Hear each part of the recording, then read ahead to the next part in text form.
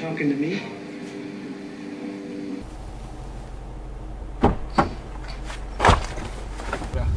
To the airport in Ängelholm, please. Okay, all right. Do you speak Swedish?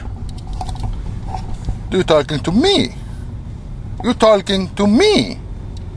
Jag pratar 5 språk. Persiska, spanska, engelska, tyska och uppenbarligen svenska. Ah, mannen, du är ett geni. Nej, fan, jag är bara taxichaufför.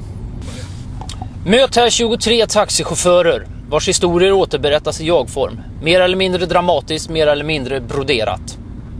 Gemensamt för dem är att ingen ville bli taxichaffis och att alla vittnar i sin historia om ett utanförskap som snart tycks allmängiltigt.